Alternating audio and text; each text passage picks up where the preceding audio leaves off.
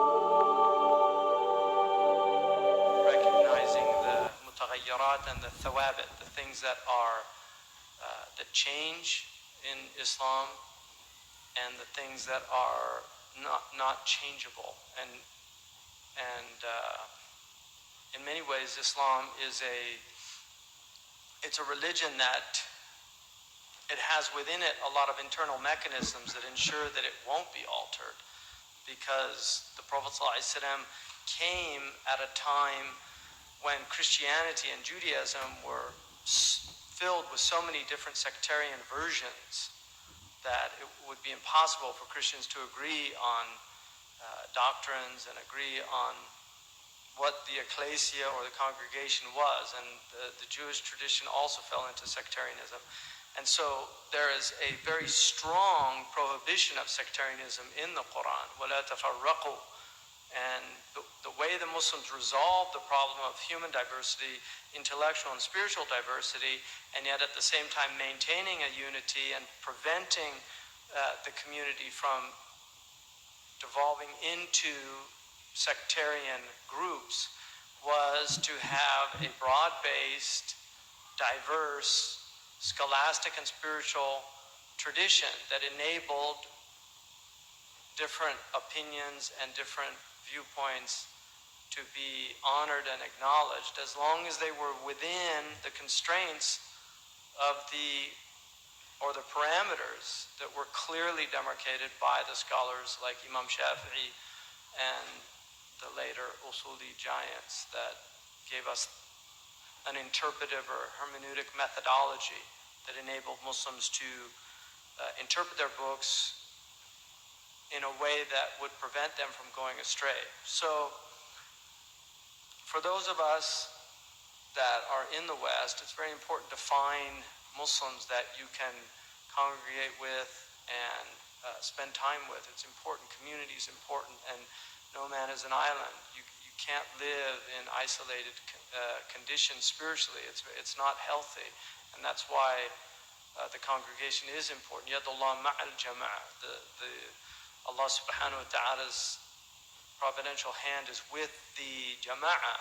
So it's very important to adhere to people that are like-minded. And in the famous hadith in Sahih al-Bukhari, the Prophet ﷺ said, "Ilzam jama'at al-Muslimin wa imamahum," cling to the group of Muslims, the congregation, and their imam. And he said, what if وَإِن لَمْ يَكُنْ لَهُمْ إِمَامٌ وَلَا جَمَاعَةٌ يَا رَسُولَ اللَّهِ? What if there's not an imam or a congregation? And then he said, اعتزل الفرق كلها. Then withdraw from all the sects, because sectarianism is not Islamic. And so you have to avoid being in the sectarian mind. It's a diseased mind. It's a diseased mind, and you're better off alone than in a sectarian mind. And that's what that hadith is clearly indicating. And this is why Imam al-Ghazali couldn't stand sects, because he studied every single sect that was worth studying during his lifetime. He's decided, okay, let's see what they're all claiming. And he learned them better than they knew themselves. So he became a master of the Bataniyya, he became a master of the Falasifa, he became a master of the Usuli scholars, he became a master of the Mutakallimin. Every group, he mastered what they had. And the sectarian mind is a mind that does not take its own positions to their end conclusion. And that's how they end up in sects, because they haven't fully thought the thing out. And that's what he did, and that's why he ended up being the most universal Muslim of that period. And then his teaching became this universal teaching that was acknowledged by the vast majority of the Ummah after him. And that's why his books were honored wherever Islam was taught. Imam al-Ghazali is there. And it's only recently that you have these attacks against him. I mean, there were people during his time that attacked him, and that's the nature of genius. It's always going to be attacked. So, take that, understand that what he's talking about is withdrawing from company that is going to be harmful. ومن يريد سلامة الأديان وراحة القلوب والأبدان فليعتزل قال الجنيد الناس وليغتنم بالوحدة الاستناسة. So the uns with Allah subhanahu wa ta'ala is what you should really be after, so that you don't need, because a lot of people just need company because they can't be alone, which is another problem. And this is, the age that we're living in is very serious because it's invented all these ways for people to be diverted. And if you haven't read it, it's worth reading Neil Postman's book, Amusing Ourselves to Death, because that's pretty much what's going on now. It's just they'll amuse you until you die. And so then, go ahead, Bismillah. وقلل الطعام والذكر أدم وسورتي قدر وناس التزم. Lessen the amount of food you eat and be constant in remembrance of Allah and recite regularly 2 chapters of the Quran, particularly the night of power and mankind. So, وَقَلَّ الطَّعَامَ. One of the things that's interesting about the prophetic way is the prophets always teach lessening your food intake. So fasting is always part of the prophetic teaching. You'll find fasting all over the world. The idea of not eating for a period of time. Ramadan and then the fast that we do throughout the year. The Prophet ﷺ encouraged fasting 3 days out of the month. For the Malikis, they tended to do it on the 1st, the 10th, and then the 20th day. The other madhabs do it on what are called the Ayyam al-Bayad, the white days, the 13th, 14th, and 15th days of the month. Malikis can do that also. There's a paper that I wrote on that if you want to look at that difference of opinion.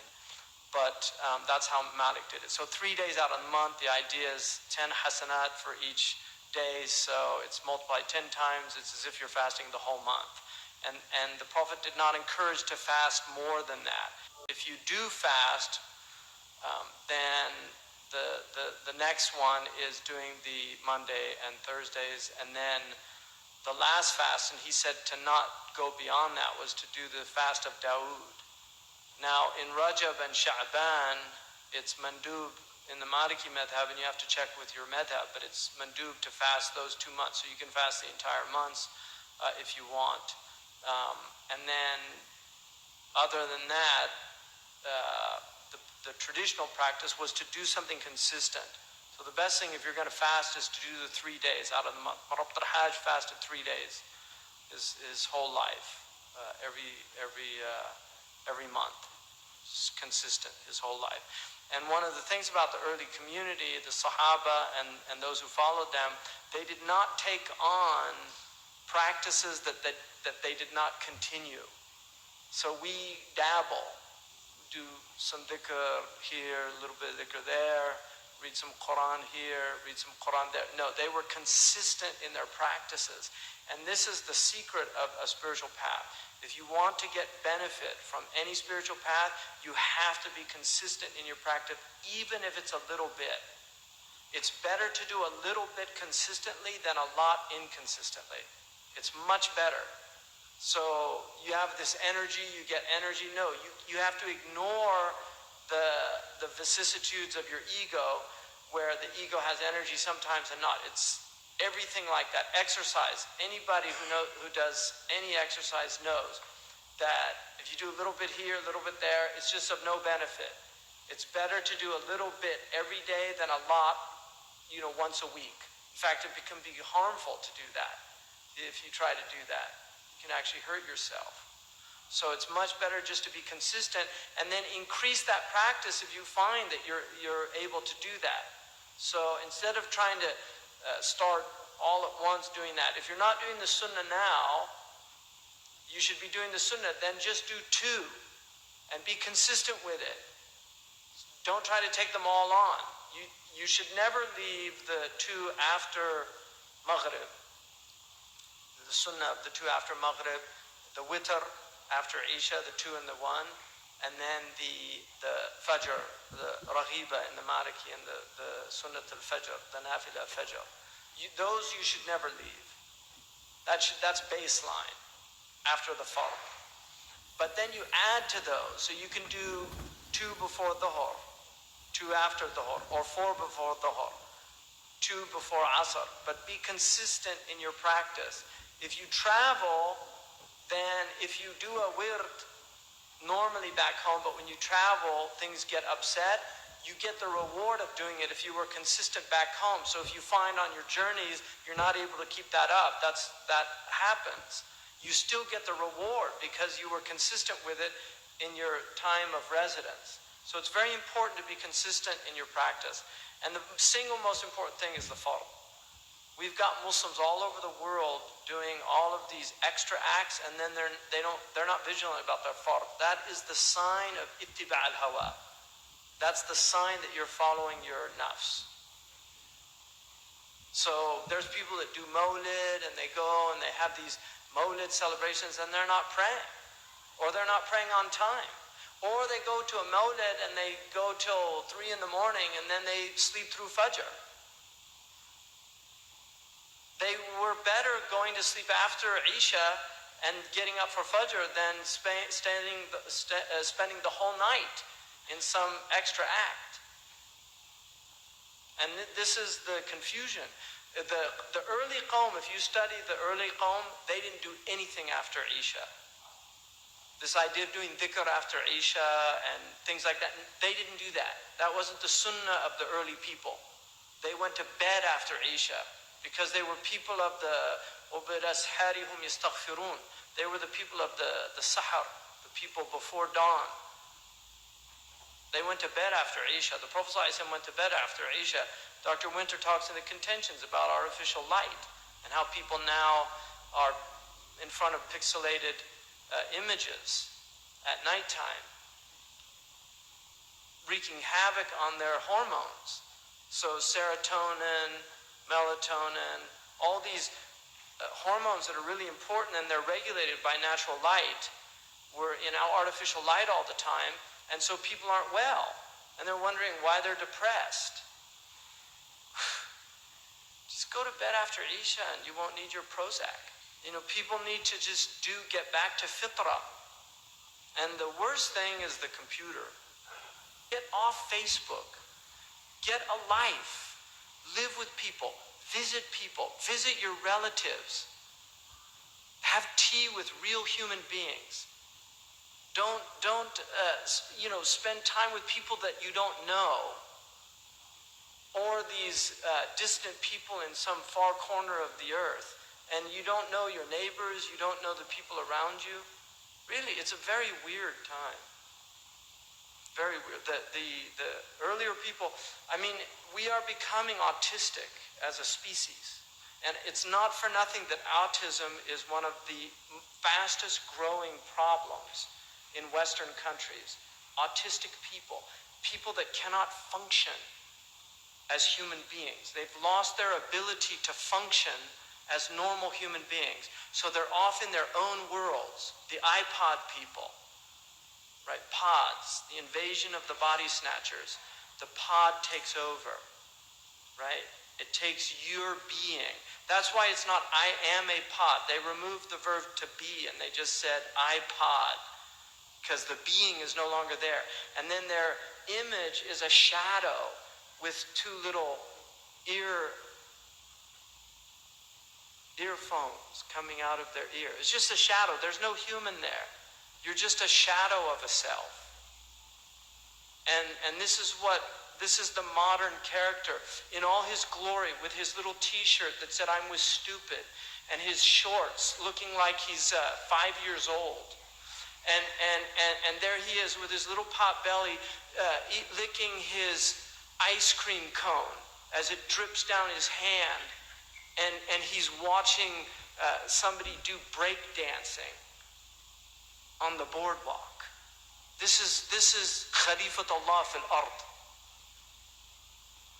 Or there he is, or she, on this airplane that took all of this incredible ingenuity to create. Centuries of human beings working in mathematics, developing. The Muslims helped to bring about the airplane. And there he is on the airplane, the height of human evolution, and he's playing hangman on an iPad or solitaire to pass time because he doesn't know what to do with his time anymore. Like the Bedouin on his way from Tamanrasset to Timbuktu, and the Frenchman said, "How long does it take you to get there by camel?" He said, "It takes me 2 weeks." He said, "I can make it in less than a day on my airplane." And the Bedouin said, "What do you do with the time that you saved?"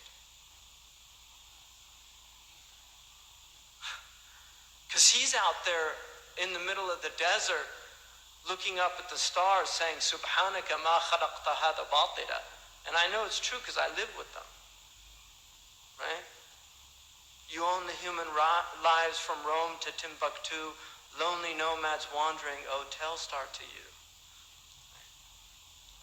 So, you decide what you want to do with your life. Most of you are still young people. You decide if you want to be one of those pod people, because they're all over the place.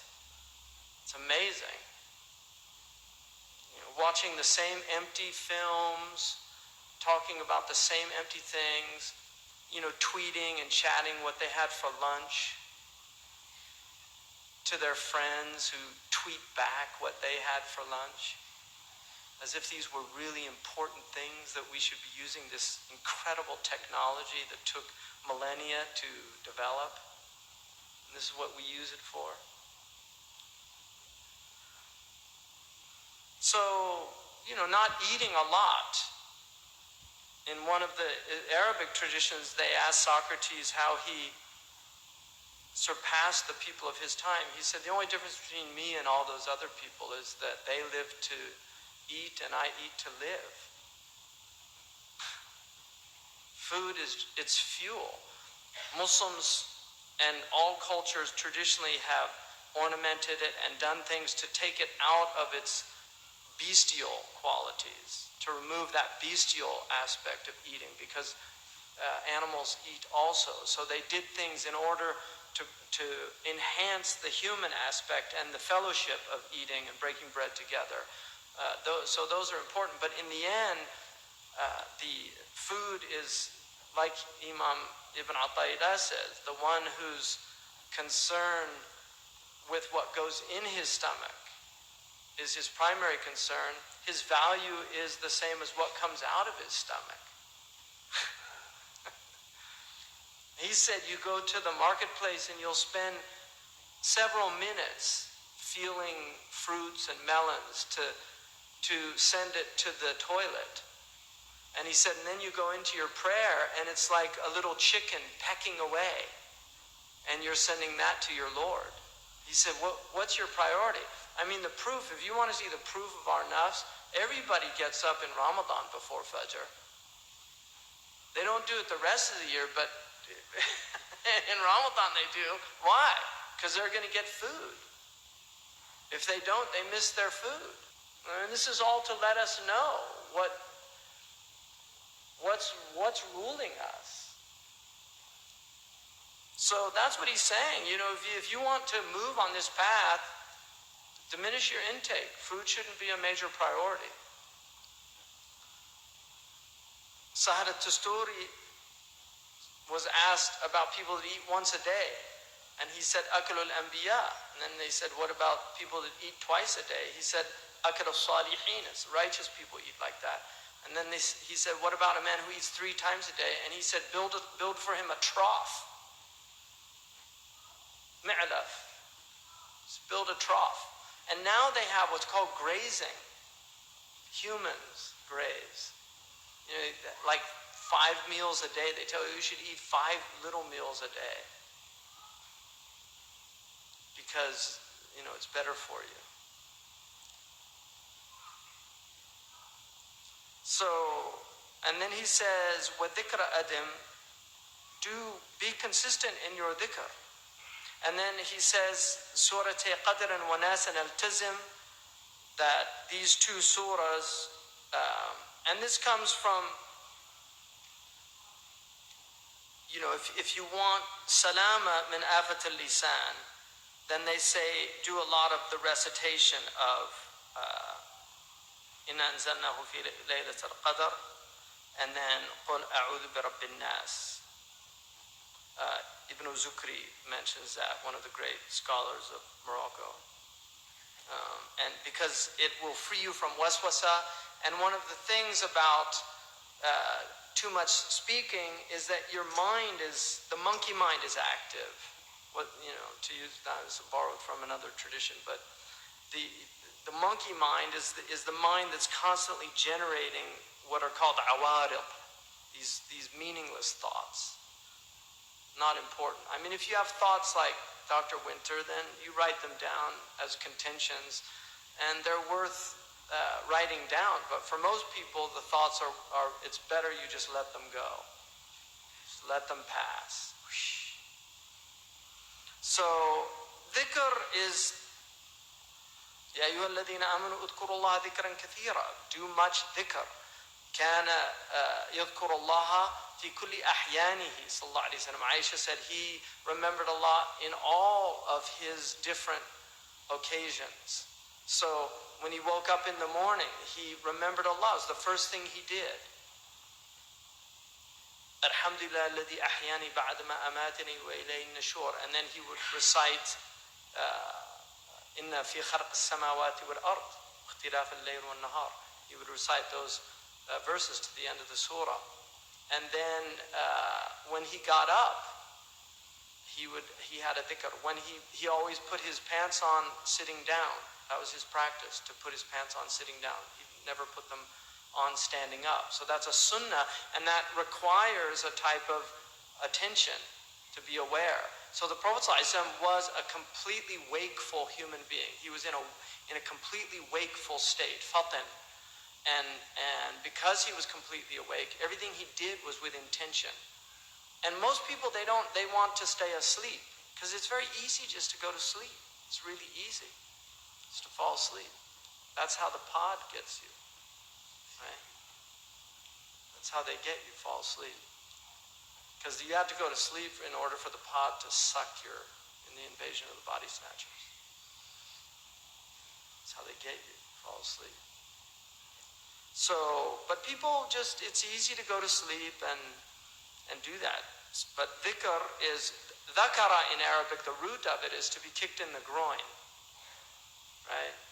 That's the root meaning of the word. You know, it's like, it's being present, you know, right? Because if you want to get somebody present quick, just kick them in the groin, they'll be present. Won't be thinking about yesterday or what they're going to do tomorrow. They'll be right there with you. So dhikr is to remember your Lord, to be present with your Lord. And that's very difficult, to be present. It's difficult. It takes a lot of energy to be present with people. Most people aren't present. When you talk to them, they're not. They're somewhere else. And you can see it in their eyes when they're talking to you. That's the most people. And when you go to these places where there's, the glitterati are walking around, when people are having conversations with you, they're literally like this. You know, they're looking around to see if there's somebody more interesting to go have a conversation with. So they're not, I mean, it's so rude, but it's amazing. So if you go to any of these Hollywood events or any of that, that's where the people are. They're not with you. They're never with you. They're with somebody else. They're off somewhere else. Because it's a gift to be present with people, just to be with the person that you're with, not to want to be with somebody else. And the Prophet ﷺ was always with the person he was talking to. He was never somewhere else. And in fact, even though the Prophet is completely immersed in the divine presence, the hadith says that if you say salam, the Prophet ﷺ said, Allah returns my ruh to me so that I can return your salam. In other words, he becomes completely present with you. So he takes your salam and returns it back to you. And somebody said, if you have 1 million people giving salam to the Prophet, how could that be happening? They said the sun is shining on everybody and we all get the rays. It's the same sun. I mean, why should the Prophet ﷺ not be able to give everybody salam? You can now, on the computer, just click and send salam to everybody on your list. And what the Prophet ﷺ does, a computer is more vast. I mean, seriously, it's amazing how people think. مَا قَدْرُ اللَّهِ حَقَّ قَدْرِهِ. They've limited their Lord. They've limited their understanding. So